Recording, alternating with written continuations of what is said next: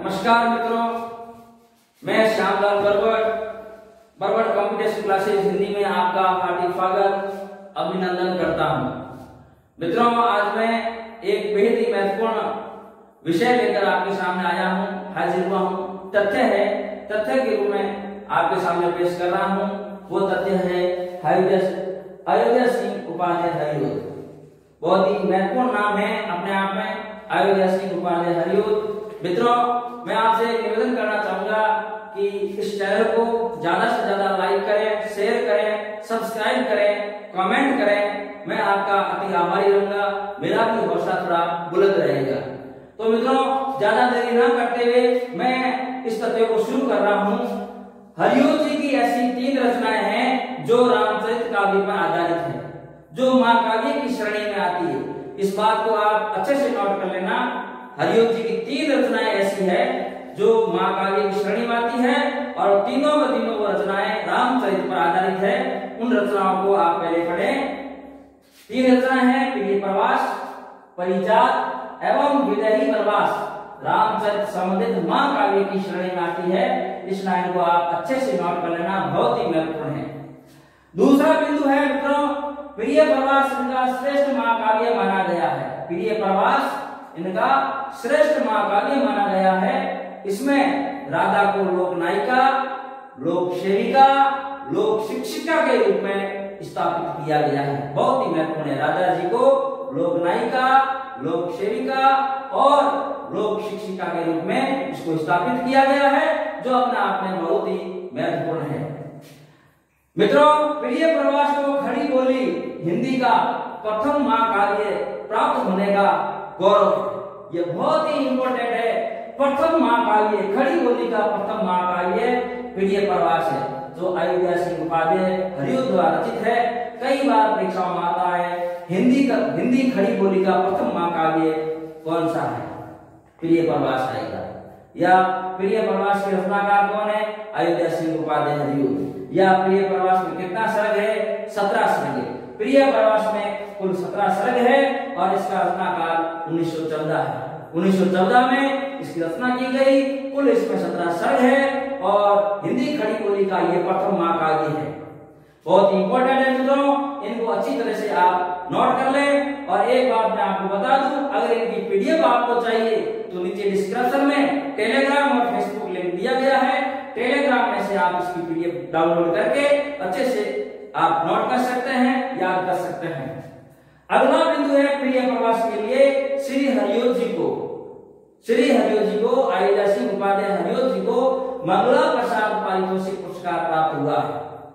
देखिए मित्रों, मैंने पहले एक वीडियो और बनाया था, उसमें मैंने आपको बताया था मैथिली शरण गुप्त को भी मंगला प्रसाद पारितोषिक पुरस्कार प्राप्त हुआ है। मैथिली शरण गुप्त की जो रचना है वो है साकेत पर उनको मंगला प्रसाद पारितोषिक पुरस्कार प्राप्त हुआ था। और इसमें प्रिय प्रवास पर श्री हरियोध जी, अयोध्या सिंह उपाध्याय हरियोध जी को मंगला प्रसाद पारितोषिक पुरस्कार प्राप्त हुआ है। बहुत ही इंपॉर्टेंट है दोनों रचनाएं, साकेत और प्रिय प्रवास। दोनों कंफ्यूज करती है परीक्षाओं के अंदर। साकेत मैथिली शरण गुप्त है और प्रिय प्रवास अयोध्या सिंह उपाध्याय हरियोध है। प्रिय प्रवास में 17 सर्ग है, 1914 में रचित है और मंगला प्रसाद पारितोषिक पुरस्कार मिला है। और मैथिली शरण गुप्त को भी साकेत पर मंगला प्रसाद पारितोषिक पुरस्कार मिला और साकेत के 14 सर्ग है, याद रखना। कामायनी के 16 सर्ग, साकेत के 14 सर्ग और प्रिय प्रवास के 17 सर्ग है। इंपॉर्टेंट है, बेहद ही इंपॉर्टेंट है। अक्सर परीक्षाओं में ऐसे सवाल पूछे जाते हैं, सीधे हुबहू सवाल आते हैं कि इसमें कितने सर्ग है, साकेत में कितने सर्ग है? साकेत में 14 सर्ग है और प्रिय प्रवास में कितने सर्ग है? 17 सर्ग है। कामायनी में जो जयशंकर प्रसाद द्वारा रचित है उसमें 16 सर्ग है। आगे मैं बात करूं मित्रों, हरियोध जी को काशी विश्वविद्यालय में 20 वर्षों तक अवैतनिक साहित्य सेवा के लिए कवि सम्राट की उपाधि प्राप्त है। बहुत ही इंपॉर्टेंट है, कवि सम्राट की उपाधि प्राप्त है। इन्होंने 20 साल तक काशी विश्वविद्यालय में अवैतनिक पद पर रहते हुए साहित्य का सृजन किया, साहित्य का भंडार भरा। इसलिए इनको कवि सम्राट की उपाधि दी गई है। अगर हिंदी में पूछे कवि सम्राट की उपाधि से विभूषित कौन सा कवि है तो अयोध्या सिंह उपाध्याय हरियुत होगा। बहुत ही इंपॉर्टेंट है। इन्होंने ब्रज भाषा एवं खड़ी बोली दोनों भाषाओं में रचनाएं की, यह भी अपना आप में बहुत इंपॉर्टेंट है। हरियुत जी ने ब्रज भाषा और खड़ी बोली दोनों में रचनाएं की है, दोनों में रचनाएं की है। और इनकी जो वैदेही वनवास रचना है वो खड़ी बोली में है, जो इंपॉर्टेंट है। वैदेही वनवास जिसकी भाषा खड़ी बोली है और वैदेही वनवास खड़ी बोली में रचित है। और ये जो रस कलश रचना है, इसकी रस कलश है, ये ब्रज भाषा में रचित है। रस कलश ब्रज भाषा में है, वैदेही वनवास खड़ी बोली में इसकी रचना है। दोनों रचना दोनों भाषाओं को याद रखना। रस कलश है ब्रज भाषा में, वैदेही वनवास है खड़ी बोली में। दोस्तों आगे मैं 7वां बिंदु लेके आया हूं हरियुत जी का। वैदेही वनवास मूलतः वाल्मीकि के रामायण, वैदेही का वनवास है जो वाल्मीकि के रामायण पर आधारित है, बहुत ही इंपॉर्टेंट है। वैदेही वनवास का उपजीव्य ग्रंथ अगर माना जाए, आधार माना जाए, उपजीव्य ग्रंथ माना जाए तो वाल्मीकि की रामायण है, बहुत ही इंपॉर्टेंट है। उपजीव्य ग्रंथ आधार वाल्मीकि की रामायण है, उसके ऊपर इन्होंने वैदेही वनवास नाम का ग्रंथ लिखा। और वैदेही वनवास खड़ी बोली में लिखा गया है और रस कलश ब्रज भाषा में लिखा गया है।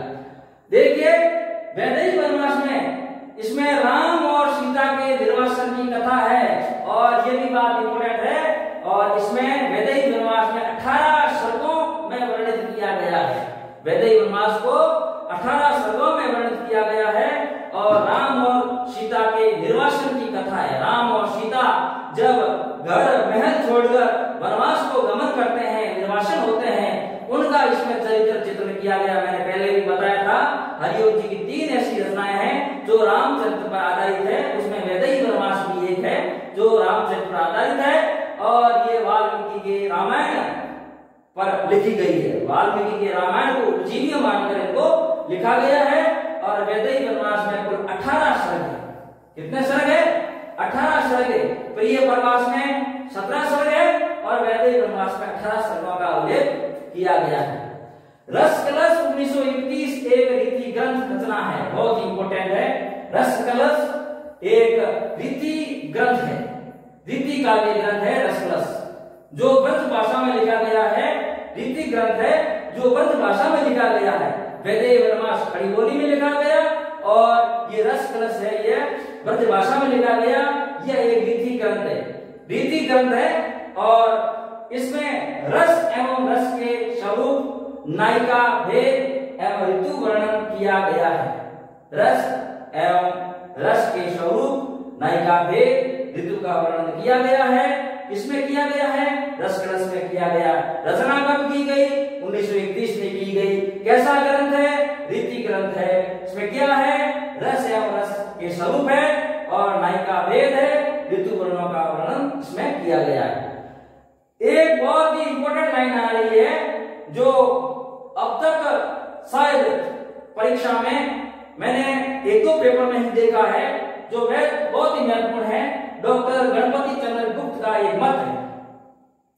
डॉक्टर इतिहासकार, डॉक्टर हिंदी साहित्य के इतिहासकार डॉक्टर गणपति चंद्र गुप्त का एक मत है कि अयोध्या सिंह उपाध्याय हरियुत को, उनके बारे में कहा गया है आधुनिक काल का सूरदास।